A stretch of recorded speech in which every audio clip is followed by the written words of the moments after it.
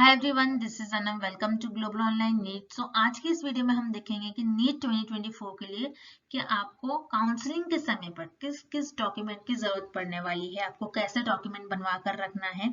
ठीक है, तो हर एक चीज हमने डिटेल में एक्सप्लेन कर रखा है इस वीडियो में। यानी अगर आप MBBS कर रहे हो, आपको BDS करना है, आपको BAMS करना है, BHMS करना है, यूनानी करना है और कुछ आपके साइड कोर्स होते हैं वो आपको करना है, तो उसके लिए भी आपको कुछ डॉक्यूमेंट रिक्वायर्ड होते हैं। ठीक है, और उनके लिए काफी टाइम भी लग जाता है। कभी कभी कुछ कुछ डॉक्यूमेंट को आने में 1 मंथ भी लग जाता है। ठीक है, और इस टाइम पे भी आप देखोगे काफी ज्यादा स्टूडेंट जो डॉक्यूमेंट का आप बनवाते हैं। ठीक है, तो उसमें बहुत ज्यादा डिमांड की वजह से आपको काफी टाइम लग जाता है, काफी पैसा भी आपका खर्च होता है। तो उसके लिए आपको अभी से ही आपको जल्द से जल्द आपके डॉक्यूमेंट रेडी करना है, सो दैट आपका काउंसलिंग प्रोसीजर अच्छी तरीके से हो जाए। ठीक है, तो हर एक डॉक्यूमेंट्स को आपको हमने बता रखा है, तो आपको ध्यान से इस वीडियो को देखना है। और साथ ही साथ अगर आप हमारे चैनल पर न्यू है तो please do subscribe our channel Global online NEET. और चलिए आज के इस वीडियो को हम स्टार्ट करते हैं।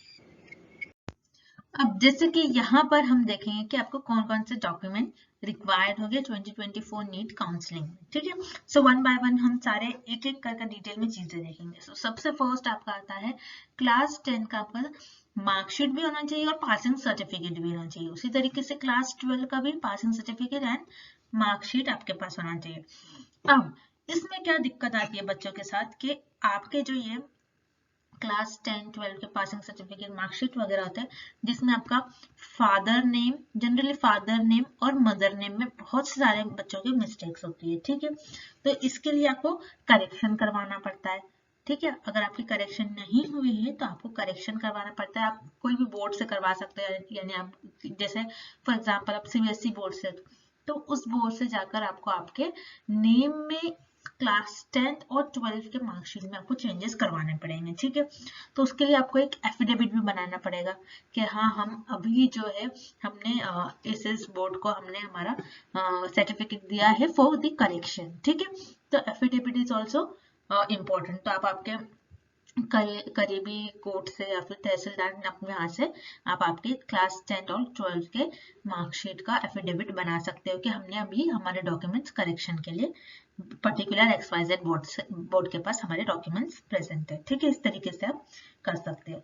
देन जैसे कि अगर आपने नीट में कोई करेक्शन विंडो ओपन हुई है, आप वो भी करना भूल गए।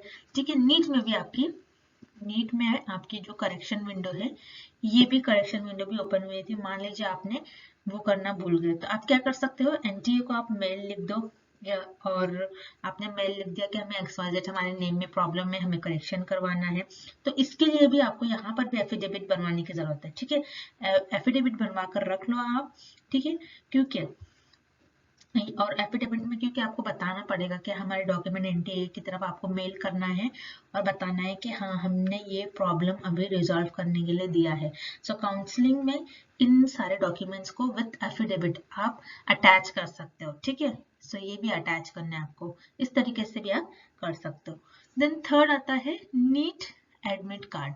ठीक है, नीट एडमिट कार्ड जिसमें आपका सेंटर अलॉट हुआ था वो भी पार्ट आना चाहिए, जो कि आपका 2 मई को जो एडमिट कार्ड आया था वो उसकी बात कर रहे हैं अभी हम यहाँ पर। ठीक है, तो वो एडमिट कार्ड भी आपको रखना है। देन उसके बाद आता है NEET confirmation form. Confirmation form क्या होता है, नीट का जो आपने एप्लीकेशन फॉर्म फिल कर रहा था वही होता है। ठीक है, जिसमें आपका पेमेंट रिसीव वाला पेज होता है, जिसमें आपने पेमेंट जो सबमिट करा है, पेमेंट फिल करा है, उसका आपके पास एक प्रूफ होता है। ठीक है, और वो 3 पेजेस का आपका एप्लीकेशन फॉर्म होता है। तो आप NTA की वेबसाइट पर भी जाकर आपका नीट कंफर्मेशन फॉर्म अभी भी डाउनलोड कर सकते हो। ठीक है, तो इस तरीके से आपको नीट कंफर्मेशन फॉर्म आपके पास ये भी डॉक्यूमेंट होना चाहिए। देन बारी आती है उसके बाद नीट 2024 के स्कोर कार्ड की।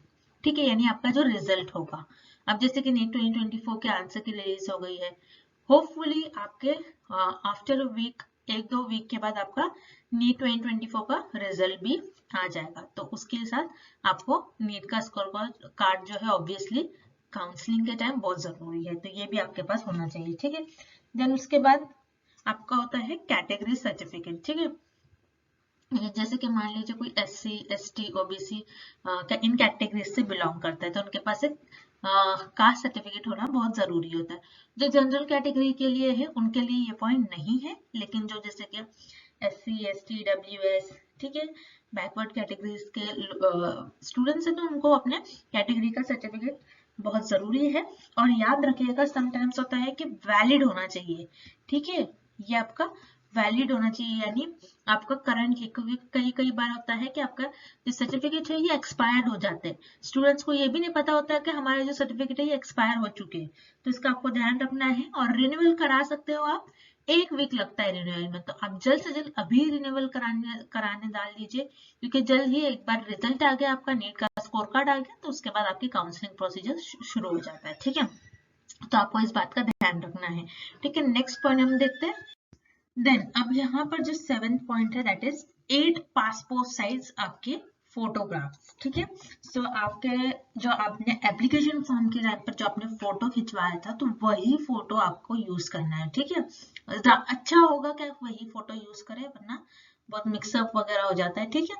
तो आप एप्लीकेशन फॉर्म के वक्त जो फोटो आपने लगाया था उसी टाइप के आप फोटो, लेकिन याद रखिएगा ये पासपोर्ट साइज होनी चाहिए, 8 से 10 आपके पास फोटो होना चाहिए पासपोर्ट साइज, ठीक है। नेक्स्ट है प्रूफ ऑफ आइडेंटिटी, ठीक है, जिसमें आधार कार्ड आता है, पैन कार्ड या फिर पासपोर्ट, जो कि आजकल सभी के पास होता है, तो ये प्रूफ ऑफ आइडेंटिटी है तो सभी को पता होगा।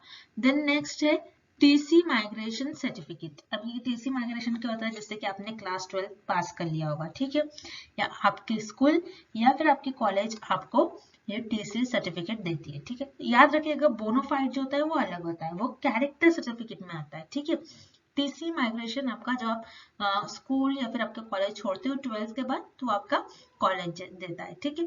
और साथ ही साथ बहुत से स्टूडेंट्स जो है साथ ही साथ बीएससी कर लेते हैं, उसमें एडमिशन ले लेते हैं, अगर उनको जो है एमबीबीएस बीडीएस बीएमएस वगैरह सीट नहीं मिलती है तो बीएससी कर लेते साथ बसाथ, लेकिन उनको ये नहीं पता होता कि यहाँ से भी आपने जो कॉलेज से बीएससी कर रखा है तो वहां से भी आपको आपका टीसी या फिर माइग्रेशन सर्टिफिकेट निकालना होता है, तो इसको आपको भूलना नहीं है, आपको ये निकालना है, ठीक है।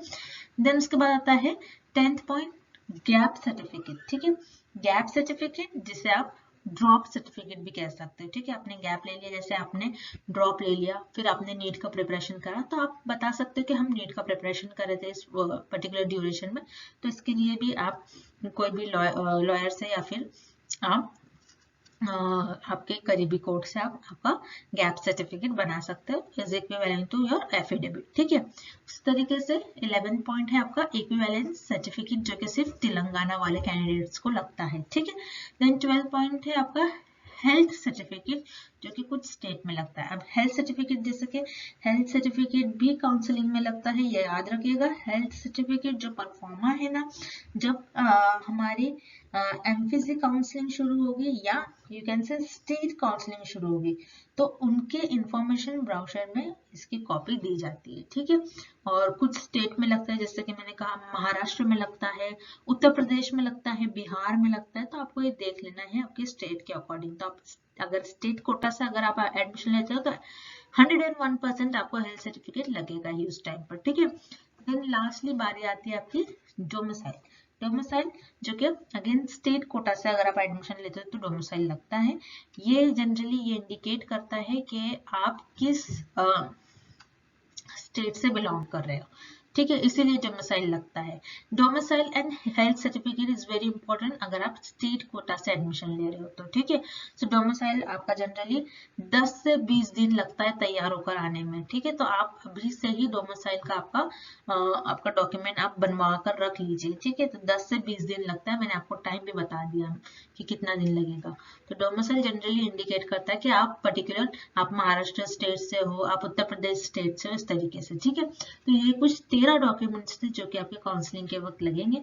और जनरली काफी सारे स्टूडेंट का हमें कमेंट आया था कि मैम कब से काउंसलिंग स्टार्ट होगी, तो जनरली जैसे कि मोस्ट प्रोबेबली आपका 14 जून तक आपका नीट रिजल्ट आने के चांसेस है, और होपफुली 1 जुलाई से आपका काउंसलिंग स्टार्ट होगा, ठीक है। ये कुछ डेडलाइंस है, इस तरीके से आपका 1 जुलाई से काउंसलिंग स्टार्ट हो सकता है, ठीक है। तो ये याद रखना है। और साथ ही साथ आपको काउंसलिंग के वक्त किस तरीके से प्रिपरेशन करना है, अब जैसे कि मैंने आपके साथ कहा काउंसलिंग का भी आपको प्रिपरेशन कर रखना है, ठीक है, जिसमें आपको आपके टेंटेटिव लिस्ट बनानी है कॉलेज के लिए, क्योंकि आपको तो आपने आपका नीट का स्कोर कार्ड देख लिया, ठीक है, सॉरी आंसर की तो आपने देख लिया, स्कोर कार्ड भी जल्दी ही आपको पता लग जाएगा कि आपका कितना स्कोर आया, कितना रैंक वगैरह आया है, rank versus sorry marks versus rank भी आपको पता लग जाएगा जल्दी।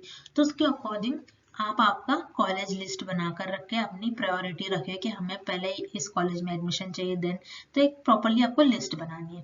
Then second here is counselling procedure is different for all India quota and home state. ठीक है, काउंसलिंग प्रोसीजर याद रखिएगा, ऑल इंडिया कोटा का मेडिकल कमेटी काउंसलिंग करवाती है, ठीक है, ये आपको एमसीसी के थ्रू होता है, और होम स्टेट अपने स्टेट का सबका अलग अलग होता है। ठीक है, तो इस तरीके से काउंसलिंग प्रोसीजर याद रखना है आपको। देन थर्ड आता है लुक फॉर होम स्टेट। आपको जनरली पहले तो आपको आपके होम स्टेट में ही कॉलेजेस देखने हैं कट ऑफ के। ठीक है, आप जितना हो सके आप आपके होम स्टेट में ही पहले कट ऑफ देखें कि कौन सा कॉलेज जो है अच्छी रैंक पर, कौन सा कॉलेज है, हमें किस तरीके से उसमें एडमिशन मिल सकता है। तो उसमें आपको देखना है government colleges, then semi government, then private भी आप देख सकते हो। उसके बाद चेक करिए प्रीवियस ईयर कट ऑफ उस कॉलेज में क्या था। ठीक है, इसके लिए आपको क्या हो जाएगा कि एक आपके दिमाग में आपका आइडिया बैठ जाएगा कि प्रीवियस ईयर ये कट ऑफ है, तो हो सकता है मुझे इस ईयर मिलने का चांसेस है, आपको एक आइडिया लग जाएगा। ठीक है, देन थर्ड है एनआरआई सीट्स कई कई बार ऑल्सो अवेलेबल। ठीक है, अगर आप वेल टू डू फैमिली से हो, आपके पास उतना पैसा है, तो आप एनआरआई सीट के लिए भी जा सकते हो।